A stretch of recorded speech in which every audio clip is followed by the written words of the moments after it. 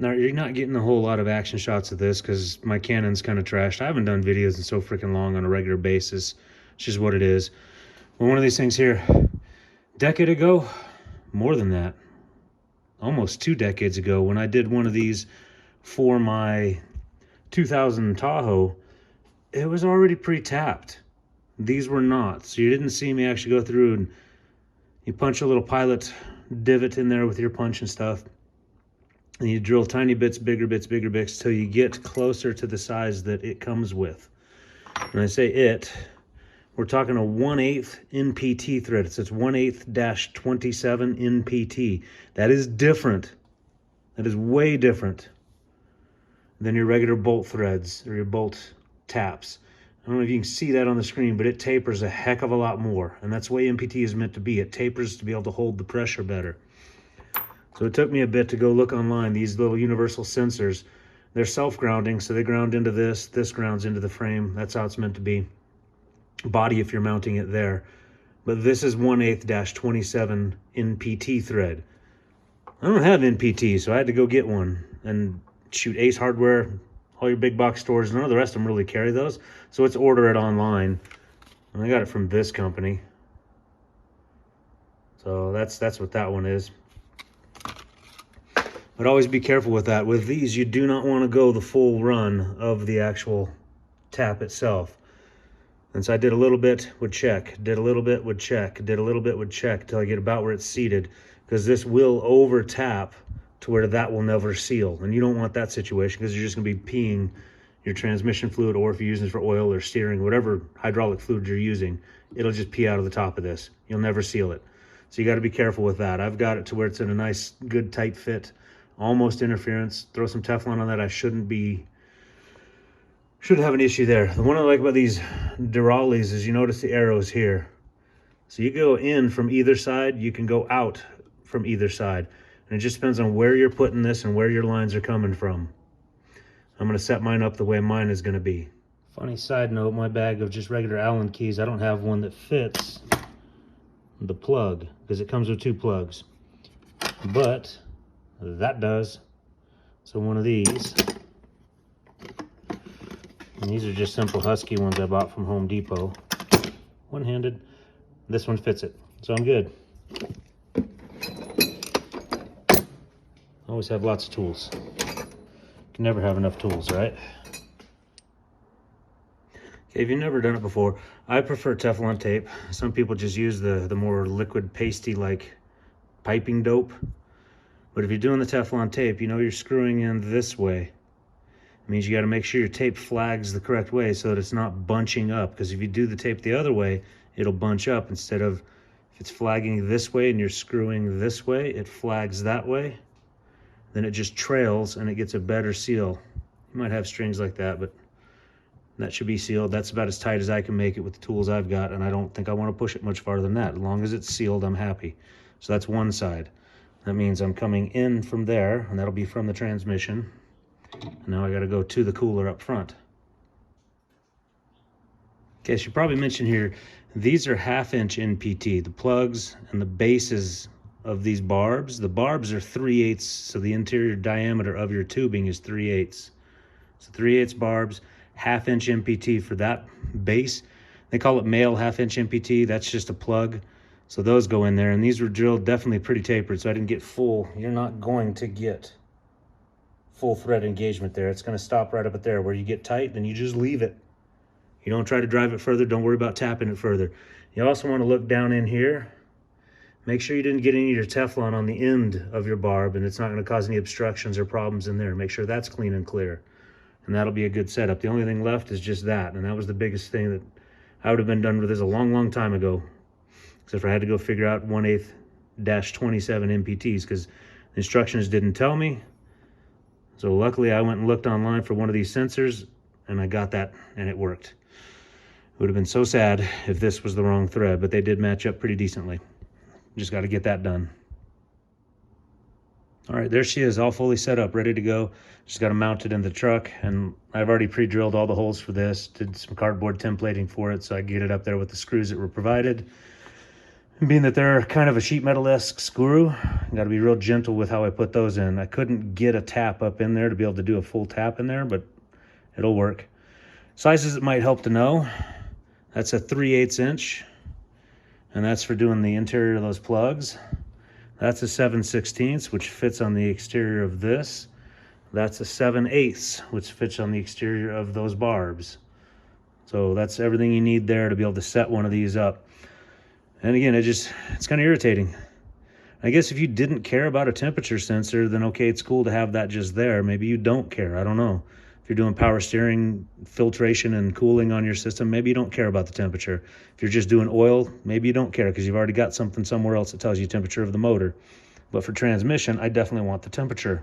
I want to know what I'm doing to that transmission on long trips, either cross country or out there in the West Desert, in the rocks and the dunes and stuff. That's it. The only thing left to do is to actually put in the insert down on the bottom so it actually engages the oil filter itself. And that's a simple one. You just kind of do that hand tight. There's no other way to go. It'll set itself in there pretty neatly. You look at their instruction sheet and you can see that they're putting it all on one side, but the way I'm doing it for mine, since I'm interrupting a line, then I'm doing it on either. So you got options. You got lots of options with these for where you're at and what you're doing with your particular application. Oh, isn't that interesting? They're actually telling you. Well, 1/8 Allen wrench. I don't know where that one comes in at.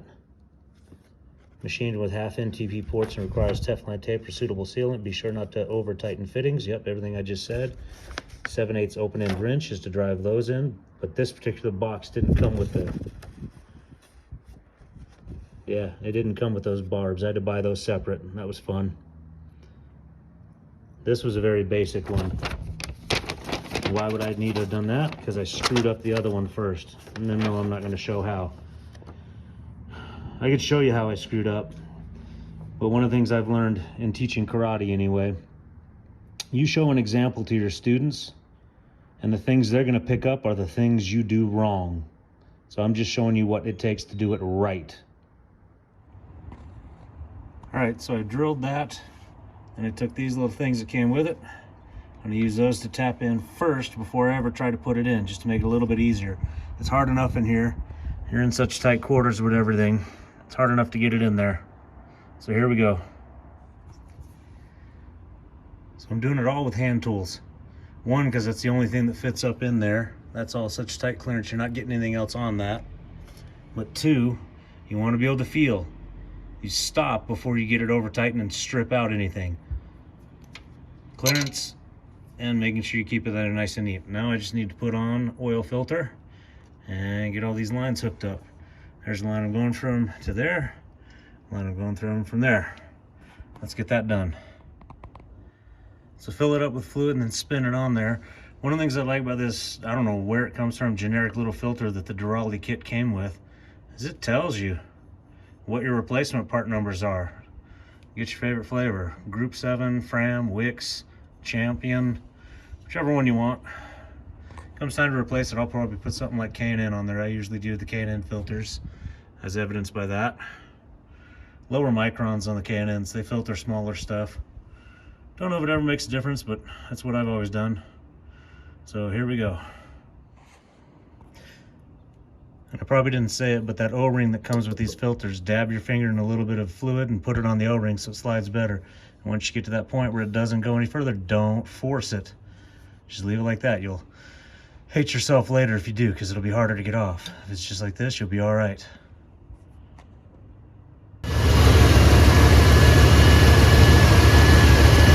Don't know if you can hear me. No leaks. I've got it squared away now.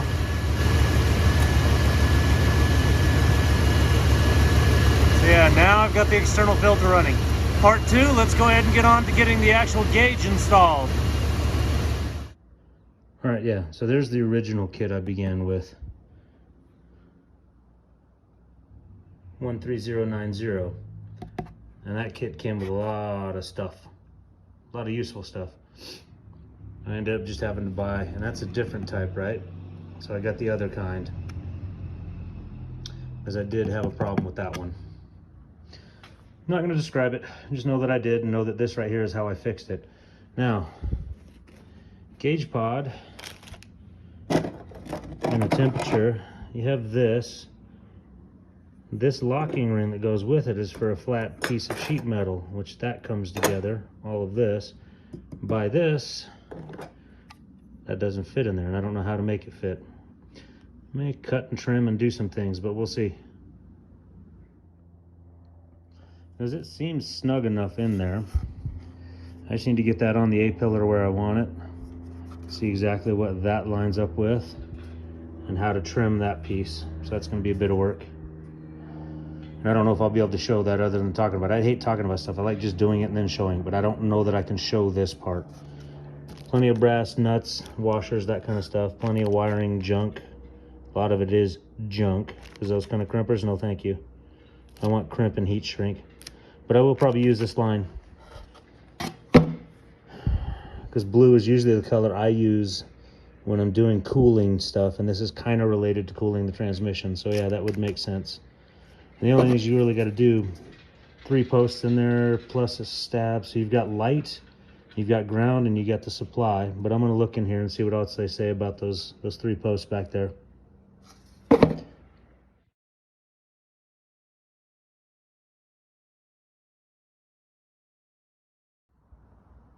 All right, quick internet search tells me that's the sending unit.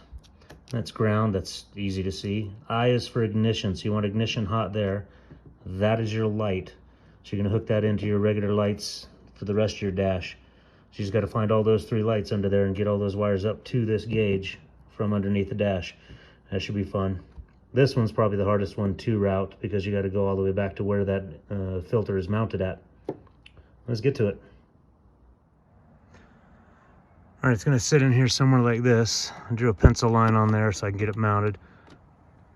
Because I gotta take it out and do all the drilling. So I'll need a hole saw right behind here so the wires can go through. But it gets mounted about there.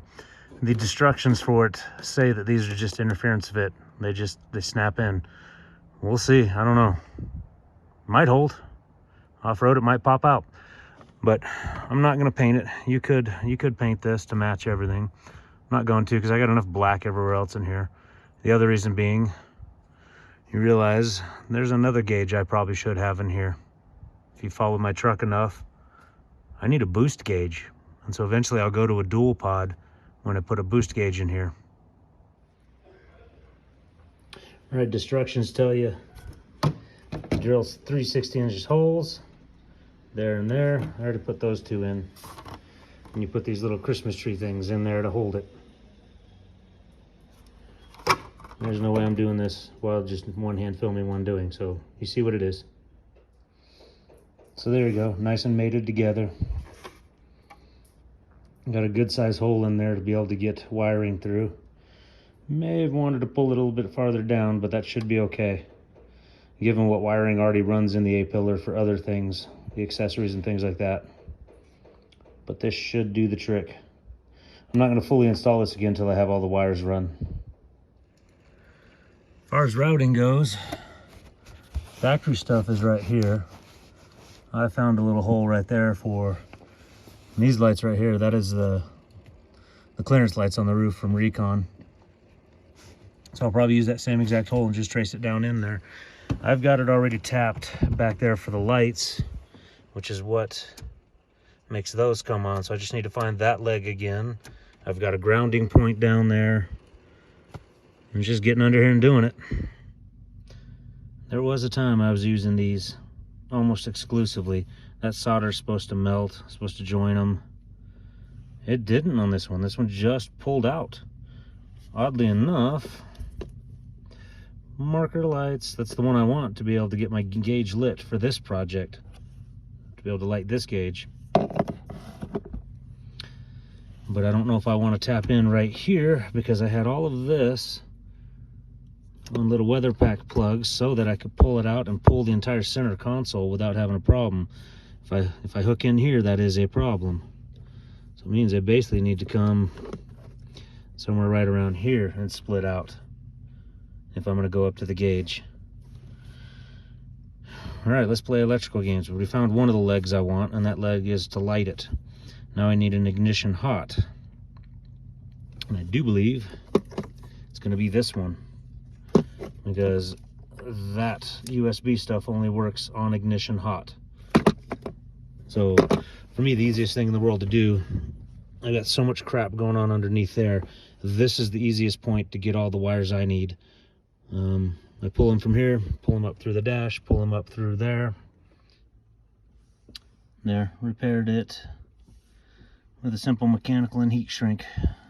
Mechanical crimp and heat shrink. It's stuff I've been using for decades. This stuff is a cool idea, but I'm not sure I trust it. I've seen too many failures with it, so I won't buy any more of it. I'll definitely buy more of this stuff just like I used to in the old days. So there we go. The only things I need to tap in here is ignition hot, ground, and marker lights, or ignition, what do you, I call them marker lights, your dash lights. But one of the things I like about this, all of this stuff is running through relays, so it's already protected. I'm not worried about anything blowing out. The fuses on these will hit first, because there's fusible links for where they are drawing power. And I'm not really, it's not a whole lot of amps coming out of that. You know, if I'm doing USB charging type stuff, I get the mount for my iPad and that kind of stuff if I'm off-road using maps. So I'm not worried about it all. This is probably the best place to tap in, easiest place to get to. So we'll get that done. Then I'll bundle all of it up so I know it's the transmission temperature gauge and keep it separate from a lot of these things. Last time I was in and doing all this, I did a pretty good job of actually labeling everything I did. Definitely learned that lesson. I want everything labeled so I know what it is later when I come back after it. And again, this is supposed to be hot glue, and it's supposed to be hotter or solder. That doesn't inspire confidence. So I could probably pull every single one of these apart. I don't know if the solder piece actually melted through, then that would hold it through pretty good. But then the hot glue portion that's supposed to hold to the wires, it doesn't seem to hold. It's real easy to strip that off. What I'm doing is cutting it as short as I can so that my stripping and stuff doesn't really cause much of a binding in there. All right, I'm double bagging it. This stuff is rated like 500 or 600 degrees, something like that. I don't know if that's actually a good rating for it, but I do trust DEI. So given this one little wire that goes through there, because it's gonna go right next to where the exhaust is, I'm gonna run it near some of the factory wire, try to keep it as protected as possible, but this should help it survive next to the exhaust. So all I gotta do is get this down to that oil filter housing where the temperature sensor is. All right, there we are. All the wires hooked up where they're supposed to be. So ignition, ground, sending, or from the sensor, and then lights. All of this, uh-oh. That may not work. I may have to move that down. There we go, adjust that. It's supposed to be just a pop-in fit. Get it all in there. Temperature there. Now, let's find out. Am I half as good as I like to be?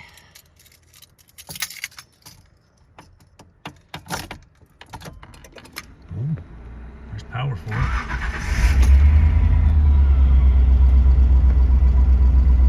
That's interesting. Why is it all the way over there? I was wondering about light for a second there too, but it's got light. I just had to turn off my headlamp to be able to see it. But I am wondering why, when I turn it on, we're all the way over there.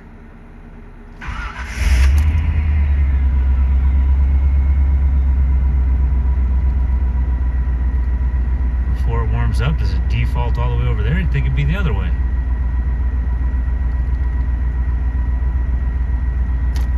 This doesn't make sense to me. Sure hope I don't have a bad little unit here. All right, that's that. I don't know. I don't know why the gauge is doing that. Maybe I've got a faulty gauge. I might just order another gauge. I'm looking at the wiring diagram. I've got it wired the way it's supposed to be wired. So I don't know. I don't know why the needle is all the way over there when I light her up. You'd think it'd stay here until it's actually got something going on. I went and checked underneath, and the threads are clear for the sending unit, because the sending unit itself grounds through everything there. So you don't want Teflon tape or things like that on it, so it actually gets a good ground. I'm gonna have to read up a little bit, figure out what I've got going on. Maybe I need you to go get another gauge. I'm done for today. Been fighting the rain. Been a long day, but this is as far as I'm getting on this one. So 99% there. It's that last little 1% that's just kicking my tail. Some days you're the statue, and some days you're the pigeon. All right, you come this far, appreciate you watching, and we'll catch you on the next one.